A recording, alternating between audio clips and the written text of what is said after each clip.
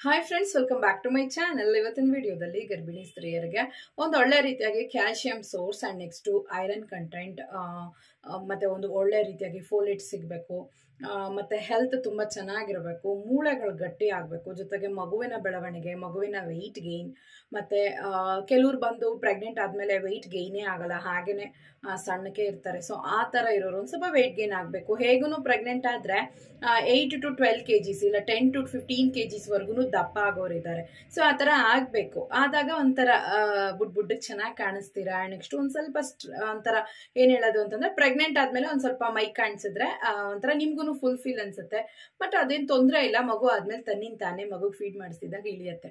ಆದರೆ ಕೆಲವ್ರಿಗೆ ಏನಾಗ್ಬಿಡುತ್ತೆ ಅಂದರೆ, ಪಾಪ ಒಂದು 47 kg ಇರ್ತಾರೆ, 50 kg ಇರ್ತಾರೆ, ಇನ್ನೂ ತೀರಾ ಸಣ್ಣ ಇರ್ತಾರೆ. ಮಗು ದಪ್ಪ ಮಗು ಬೆಳೀತಾ ಬೆಳೀತಾ ಹೊಟ್ಟೆ ಮಾತ್ರ ಲೈಟಾಗಿ ಮುಂದೆ ಬರ್ತಿರುತ್ತೆ, ಬಟ್ ಅವ್ರು ಬಂದು ದಪ್ಪ ಆಗಲ್ಲ. ಸೊ ತುಂಬಾ ಜನ ಬಂದು ನನಗೆ ಕಮೆಂಟ್ ಮಾಡಿದ್ದೀರಾ, ಅಕ್ಕ ತುಂಬಾ ವೀಕಾಗಿ ಕಾಣಿಸ್ತೀನಿ, ಚೆನ್ನಾಗೇ ಕಾಣಿಸ್ತಾ ಇಲ್ಲ, ನಾನು ದಪ್ಪ ಆಗಬೇಕು, ಏನು ಮಾಡೋದು, ಇದನ್ನೆಲ್ಲ ಕೇಳ್ತೀರಾ. ಸೊ ಇಂಥವ್ರಿಗೂ ಇವತ್ತಿನ ವಿಡಿಯೋ ಸಿಕ್ಕಾಪಟ್ಟೆ ಹೆಲ್ಪ್ಫುಲ್ ಆಗಿರುತ್ತೆ. ಆ್ಯಂಡ್ ಜೊತೆಗೆ ಸೊಂಟ ನೋವು ಯಾವಾಗಲೂ ಬರ್ತಿದೆ, ನಾನು ಬಂದು ಪ್ರೆಗ್ನೆಂಟ್ ಆದಾಗಿಂದ ನನಗೆ ಸೊಂಟ ನೋವು ಸ್ಟಾರ್ಟ್ ಆಗೋಯ್ತು ಅನ್ನೋರಿಗೆ, ಪ್ರೆಗ್ನೆಂಟ್ ಆದ್ಮೇಲಂತೂ ಸ್ಪೈನಲ್ ಕಾರ್ಡ್ ಪೈನ್ ನನಗಂತೂ ಕಿತ್ತು ಒಗೆಯತ್ತೆ ಅನ್ನೋರಿಗೆ, ಆ್ಯಂಡ್ ನೆಕ್ಸ್ಟ್ ಯಾವ ಕೆಲಸ ಮಾಡಿದ್ರು ಸಿಕ್ಕಾಪಟ್ಟೆ ನನಗೆ ಬಂದು ಏನು ಹೇಳೋದು, ತುಂಬಾ ಸುಸ್ತಾಗಿ ಫೀಲ್ ಮಾಡ್ತೀನಿ, ನನಗೆ ಎನರ್ಜಿ ಇಲ್ಲದೆ ಇರೋ ಥರ ಇದೆ ಅನ್ನೋರಿಗೆ, ಕೂದಲು ತುಂಬ ಉದುರ್ತಾ ಇದೆ ಅನ್ನೋರಿಗೆ, ಆ್ಯಂಡ್ ನೆಕ್ಸ್ಟು ವೀಕ್ ಅನ್ಸೋರಿಗೆ, ತುಂಬ ಆಯಾಸ, ಒಂದು ಸಣ್ಣ ಪುಟ್ಟ ಬಿಂಗೆ ಎತ್ತಿದ್ರು ನೋವು, ಈ ಮೂಳೆಗಳು ಬಂದು ಈ ಥರ ಮಾಡುವಾಗ ಈ ಜಾಯಿಂಟ್ಸ್ ಪೇಯ್ನು, ಸೊ ಆ ಥರ ಇರೋರಿಗೆ ಇವತ್ತಿನ ವಿಡಿಯೋ ಅಂತೂ ಸಿಕ್ಕಾಪಟ್ಟೆ ಹೆಲ್ಪ್ಫುಲ್ ಆಗಿರುತ್ತೆ. ಏನಪ್ಪ ಅಂತಂದರೆ, ಬಿಳಿ ಉದ್ದಿನ ಬೇಳೆಗಿಂತ, ಅಂದರೆ ಡೈಲಿ ನಾವೇನು ದೋಸೆಗೆ ಇಡ್ಲಿಗೆ ಏನು ಯೂಸ್ ಮಾಡ್ತೀವಿ, ಉದ್ದಿನ ವಡೆ ಅನ್ನೋದಕ್ಕಿಂತ ಬ್ಲ್ಯಾಕ್ ಉರದ್ ದಾಲ್ ಅಂತಾನೇ ಸಿಗುತ್ತೆ. ಸೊ ಅದನ್ನೇ ಪರ್ಟಿಕ್ಯುಲರಾಗಿ ಅದನ್ನೇ ತಗೊಳ್ಳಿ. ಸೊ ಅದರಲ್ಲಿ ಫೈಬರ್ ಕಂಟೆಂಟ್ ಜಾಸ್ತಿ. ನೀವು ಒಂದು ವೇಳೆ ಬಿಳಿ ಉದ್ದಿನ ಬೇಳೆ ತಗೊಂಡ್ರೆ ಅದರಲ್ಲಿ ಫೈಬರ್ ಕಂಟೆಂಟ್ ಕಮ್ಮಿ. ಇದರಲ್ಲಿ ಯಾಕೆ ಅಂತಂದರೆ, ಇದು ಬ್ಲ್ಯಾಕ್ ಸಿಪ್ಪೆ ಸಮೇತ ಸಿಗೋದ್ರಿಂದ ನಿಮ್ಗೊಂದು ಒಳ್ಳೆಯ ಕ್ಯಾಲ್ಸಿಯಂ ಐರನ್ ಕಂಟೆಂಟ್ ಸಿಕ್ಕಾಪಟ್ಟೆ ಇದರಲ್ಲಿ ಸಿಗುತ್ತೆ. ಸೊ ಪ್ರೋಟೀನ್ ಜಾಸ್ತಿ ಇದರಲ್ಲಿ. ಸೊ ಇದನ್ನ ಏನು ಮಾಡೋದು ಅಂದ್ರೆ, ಉರದ್ ದಾಲ್ ಅಂದ್ರೆ ಫುಲ್ ಆಗಿ ಕಂಪ್ಲೀಟ್ ಆಗಿರೋದು ಸಿಕ್ಕಿದ್ರು ಓಕೆ, ಅದಿನ್ನೂ ನಿಮ್ಗೆ ಒಳ್ಳೇದು. ಒಂದು ವೇಳೆ ನನಗೆ ಆಫ್ ಇದೆ ಅಂದ್ರೆ, ಅರ್ಧ ಭಾಗ ಆಗಿರತ್ತಲ್ವಾ, ಆ ಥರ ಸಿಗ್ತಾ ಇದೆ, ಏನು ಮಾಡೋದು ಅಂದರೆ, ಓಕೆ ಏನು ಪ್ರಾಬ್ಲಮ್ ಇಲ್ಲ, ತಗೊಳ್ಳಿ. ಸಿಕ್ಕುತ್ತಾ ನೋಡಿ, ಅಂದರೆ ಫುಲ್ಲಾಗಿ ಕಂಪ್ಲೀಟಾಗಿ ಸಿಪ್ಪೆ ಮುಚ್ಕೊಂಡಿರುವಂಥದ್ದು ಸಿಗುತ್ತಾ ನೋಡಿ. ಸಿಕ್ಕಿದ್ಮೇಲೆ ಅದನ್ನು ತಂದು ಚೆನ್ನಾಗಿ ವಾಶ್ ಮಾಡಿ ಒಂದು ನೈಟ್ ಪೂರ್ತಿ ನೆನೆಸ್ಬಿಡಿ. ನೆನೆಸಿ ಮೊಳಕೆ ಕಟ್ಟಿಬಿಡಿ. ಮೊಳಕೆ ಕಟ್ಟಿದ್ರೆ ಒಂದು ದಿವಸ ಇಲ್ಲ 1.5 ದಿವಸಕ್ಕೆಲ್ಲನೂ ಮೊಳಕೆ ಬರೋದಕ್ಕೆ ಶುರು ಆಗುತ್ತೆ. ಅದನ್ನೇನು ಮಾಡ್ತೀರಾ, ಒಂದು ಸ್ವಲ್ಪ ಒಣಗೋದಕ್ಕೆ ಬಿಡಿ, ಸ್ವಲ್ಪ ತೇವ ಇರುತ್ತಲ್ಲ, ಒಣಗೋದಕ್ಕೆ ಬಿಟ್ಟು ಆಮೇಲೆ ಅದನ್ನು ಒಂದು ದಪ್ಪ ತಳ ಬಾಣಲಿ ತಗೊಂಡು ಹುರ್ಕೊಳ್ಳಿ. ಸೊ ನೀವು ಎಷ್ಟು ತಗೋತೀರಾ ಅಂತಂದ್ರೆ, ಒಂದು 100 ಗ್ರಾಮ್ ಉದ್ದಿನ ಬೇಳೆ, ನಾನು ಏನು ಹೇಳ್ತಿದ್ದೀನಿ ಅದು ತಗೋತೀರಾ ಅಂತಂದ್ರೆ, ಒಂದು 50 ಗ್ರಾಮ್ ಅಷ್ಟು ಅಕ್ಕಿ. ಸೊ ಸೋನಾ ಮಸೂರಿಗಿಂತ ನಾರ್ಮಲ್ ರೇಷನ್ ಅಕ್ಕಿ ಕೊಡ್ತಾರೆ ಗೊತ್ತಾ, ಅದು ಇಲ್ಲ ಅಂದ್ರೆ ಕೆಂಪಕ್ಕಿ, ಅದು ಒಂದು 50 ಗ್ರಾಮ್. ನೀವೇನು ಉದ್ದಿನ ಬೇಳೆ ತಗೋತೀರೋ ಅದ್ರದ್ದು ಅರ್ಧ ಪ್ರಮಾಣದಷ್ಟು ಅಕ್ಕಿ, ಇಷ್ಟು ಸಾಕು. ಸೊ ಇದನ್ನ ಫಸ್ಟು ಉದ್ದಿನ ಬೇಳೆ ಚೆನ್ನಾಗಿ ಘಮ ಅಂತ ಸ್ಮೆಲ್ ಬರಬೇಕು ಅಲ್ಲಿವರೆಗೂ ಹುರ್ಕೊಳ್ಳಿ. ಹುರ್ಕೊಂಡ್ಬಿಟ್ಟು ಅದನ್ನ ಒಂದು ಪ್ಲೇಟ್ಗೆ ಟ್ರಾನ್ಸ್ಫರ್ ಮಾಡಿ. ಬಾಯಿಗೆ ಹಾಕೊಂಡು ಕಡಿದ್ರೆ ಕಟ್ಟುಮ್ ಅನ್ಬೇಕು, ಆ ಥರ ಉರಿಬೇಕು, ಮತ್ತೆ ಹಸೆ ವಾಸನೆ ಹೋಗಬೇಕು. ಚೆನ್ನಾಗಿ ಹುರಿದು ಪಕ್ಕಕ್ಕೆ ಎತ್ತಿಟ್ಕೊಳ್ಳಿ. ಮತ್ತೆ ಹಸೆ ಅಕ್ಕಿ ಇಲ್ಲಾಂದ್ರೆ ಕೆಂಪಕ್ಕಿ, ನಾನು ಹೇಳಿದಾಗೆ ಅದನ್ನು ಹುರ್ಕೊಳ್ಳಿ. ಚೆನ್ನಾಗಿ ಹುರ್ಕೊಂಡ್ಬಿಟ್ಟು, ಒಂದು ವೇಳೆ ಇನ್ನೂ ನಾನು ಹೈಜಿನಿಕ್ ಆಗಿ ಮಾಡ್ಕೋತೀನಿ, ಒಂದು ಸ್ವಲ್ಪ ವಾಶ್ ಮಾಡ್ಕೊಳ್ಳಿ. ಕೆಂಪಕ್ಕಿನೂ ವಾಶ್ ಮಾಡ್ಕೊಳ್ಳಿ. ಒಂದ್ಸತಿ ವಾಶ್ ಮಾಡ್ಕೊಂಡು ಒಂದು ಫ್ಯಾನ್ ಗಾಳಿಗೆ ಆರಕ್ಕೆ ಬಿಟ್ಬಿಟ್ಟು, ಈವ್ನಿಂಗ್ ಮಾಡ್ತೀರಾ ಅಂದ್ರೆ ಬೆಳಗ್ಗೆ ಮಾಡಿಟ್ಕೊಳ್ಳಿ. ಇದನ್ನ ಆರಿಸ್ಕೊಳ್ಳೋದು, ಒಣಗಿಸ್ಕೊಳ್ಳೋದು ಇಂಥವೆಲ್ಲನೂ. ಉರದ್ ದಾಲ್ ಬಂದು ಮೊಳಕೆ ಆದ್ಮೇಲೆ ನೀವು ಅದನ್ನ ಬಂದು ಒಂದ್ ದಿವಸ ಬಿಸಿಲಿಗೆ, ಒಂದ್ ಅರ್ಧ ದಿವಸ ಬಿಸಿಲಿಗೆ ಇಟ್ರೆ ಸಾಕು, ಲೈಟಾಗಿ ಒಣಗಿದ್ರೆ ಸಾಕು. ಆಮೇಲೆ ನೀವು ಅದನ್ನ ಹುರ್ಕೊಂಡಾಗ ಅದ್ರದ್ದು ತೇವಾಂಶ ಹೋಗುತ್ತೆ. ಈ ಅಕ್ಕಿಯನ್ನು ಕೂಡ ಹುರ್ಕೋಬೇಕು. ಹುರ್ಕೊಂಡು ಏನ್ ಮಾಡ್ಬೇಕು, ಮಿಕ್ಸಿ ಜಾರ್ ಸಾಕು, ಮಿಲ್ಲಿಗೆ ಹೋಗ್ಬೇಕು ಅನ್ನೋ ಅವಶ್ಯಕತೆ ಇಲ್ಲ.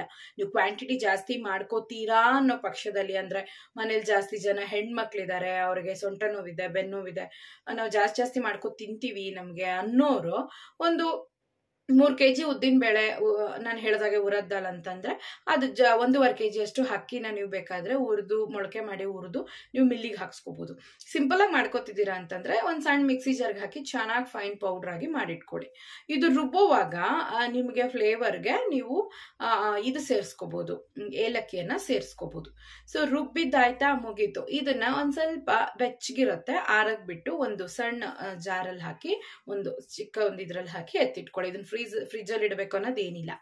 ಸೊ ಈಗ ಏನ್ ಮಾಡ್ಬೇಕು ಅಂದ್ರೆ ಎವ್ರಿ ಈವ್ನಿಂಗ್, ಓಕೆನಾ, ಎವ್ರಿ ಈವ್ನಿಂಗ್ ಏನ್ ಮಾಡ್ತೀರಾ, ಒಂದು 5 ಗಂಟೆ ಕಾಲ ಹಾಲು ಕುಡಿಬೇಕು, ಏನೋ ಒಂದು ಕುಡಿಬೇಕು, ತಿನ್ಬೇಕು ಅನ್ಸುವಾಗ ಒಂದ್ ಲೋಟ ನೀರಿಗೆ 1-1.5 ಸ್ಪೂನ್ ಅಷ್ಟು ಈ ಪೌಡರ್ ಅನ್ನ ಒಂದು ಸಣ್ಣ ಚಿಕ್ಕ ಲೋಟದಲ್ಲಿ ನೀರ್ ಹಾಕಿ ಕಲ್ಸಿಟ್ಕೊಳ್ಳಿ. ಗಂಟಾಗತ್ತಲ್ವಾ ಡೈರೆಕ್ಟ್ ಹಾಕಿದ್ರೆ. ಕಲ್ಸಿಟ್ಕೊಂಡು ನೀರ್ ಕುದಿಯೋದಕ್ ಬಿಡಿ. ನೀರ್ ಕುದಿಯುವಾಗ ಇದೇನ್ ಕಲ್ಸಿಟ್ಕೊಂಡಿದ್ದೀರಾ ಅದನ್ನ ಹಾಕೊಳ್ಳಿ. ನಿಮ್ಗೆ ಗಟ್ಟಿ ಬೇಕು ಅಂದ್ರೆ ಗಟ್ಟಿನೂ ಮಾಡ್ಕೋಬಹುದು. ಒಂದ್ ಸ್ವಲ್ಪ ಪಾಯಸ ತರ ಇರಬೇಕು ನನಗೆ, ಇಲ್ಲ ಗಂಜಿ ತರ ಇರಬೇಕು ಅಂದ್ರೆ ಸ್ವಲ್ಪ ಕನ್ಸಿಸ್ಟೆನ್ಸಿ ನೋಡ್ಕೊಂಡು ನೀವು ಈ ಪೌಡರ್ನ ಹಾಕಿ ಚೆನ್ನಾಗಿ ಕಲ್ಸ್ಕೊಳ್ಳಿ.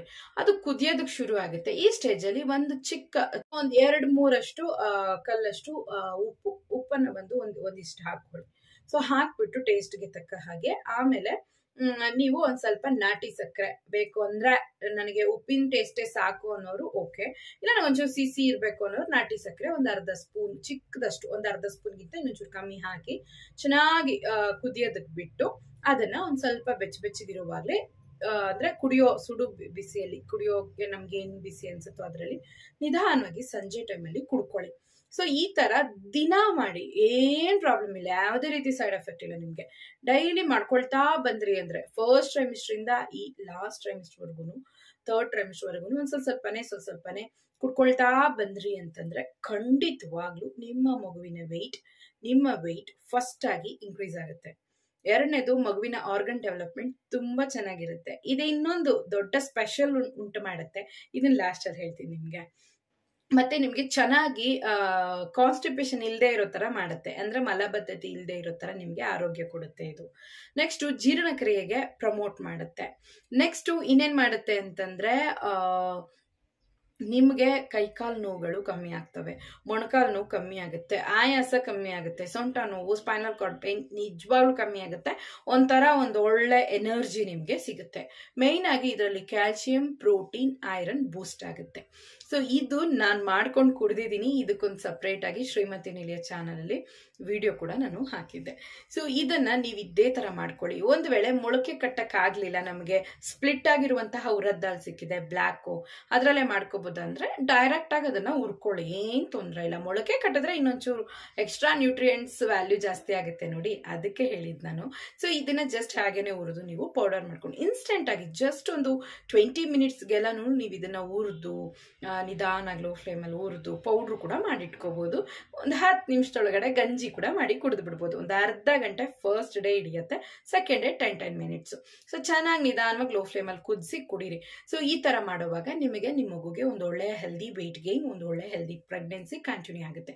ಓಕೆ, ಈಗ ಒಂದು ಒಳ್ಳೆ ಸ್ಪೆಷಲ್ ಥಿಂಗ್ ಮಾಡುತ್ತೆ ಅನ್ನಲ್ಲ, ಇದೇನು ಅಂತಂದ್ರೆ ಬ್ಲಡ್ ಅಲ್ಲಿ ಬಂದು ಆಕ್ಸಿಜನ್ ಜಾಸ್ತಿ ಸೇರಿ ಬ್ಲಡ್ ಎಲ್ಲ ಆರ್ಗನ್ಗೂ ಹೋಗೋ ತರ ಇದು ಮಾಡುತ್ತೆ. ಸೊ ಇದು ಉರದ್ ದಾಲ್ ಅಲ್ಲಿ ಇರುವಂತ ಸ್ಪೆಷಲ್. ಅಂದ್ರೆ ನೀವು ತಿನ್ನುವಂತ ಆಹಾರ ಅದರಲ್ಲೆಲ್ಲನೂ ಒಂದು ಒಳ್ಳೆ ಆಕ್ಸಿಜನ್ ಸೇರಿ ಬ್ಲಡ್ ಬಂದು ನಿಮಗೆ ಎಲ್ಲ ಆರ್ಗನ್ಗೂ ಹೋಗಿ ಸೇರೋದಕ್ಕೆ ಇದು ಹೆಲ್ಪ್ ಮಾಡುತ್ತೆ. ಸೊ ಇದು ನಾನು ತಿಳ್ಕೊಂಡಂತಹ ವಿಷಯ. ಸೊ ಇದನ್ನು ಕೂಡ ನೀವು ಫಾಲೋ ಮಾಡ್ಕೊಳ್ಳಿ. ಒಂದು ಒಳ್ಳೆ ರೀತಿಯಾಗಿ ಒಂದು ಒಳ್ಳೆಯ ವಿಷಯವನ್ನ ನಾನು ನಿಮ್ಗೆ ಈ ವಿಡಿಯೋದಲ್ಲಿ ತಿಳಿಸ್ಕೊಟ್ಟಿದ್ದೀನಿ. ಸೊ ಪ್ರೆಗ್ನೆಂಟ್ ಲೇಡೀಸ್ಗೆ ಅಂತಲ್ಲ, ಇದು ಬಾಣಂತಿಯರ್ಗೂ ಮಾಡ್ಕೊಡ್ಬೋದು. ಮಕ್ಕಳಿಗೆ 1 ವರ್ಷ ಮೇಲ್ಪಟ್ಟ ಮಕ್ಳಿಗೂ ಕೂಡ ಸ್ವಲ್ಪ ತಿನ್ಸ್ಕೊಳ್ತಾ ಬರ್ಬೋದು. 1-2 ವರ್ಷ 3 ವರ್ಷ ಮೇಲ್ಪಟ್ಟ ಮಕ್ಕಳಿಗೆ ಚಿಕ್ಕ ಲೋಟದಷ್ಟು ಒಂದಿಷ್ಟೇ ಕೊಟ್ಕೊಂಡು ಬರಬಹುದು.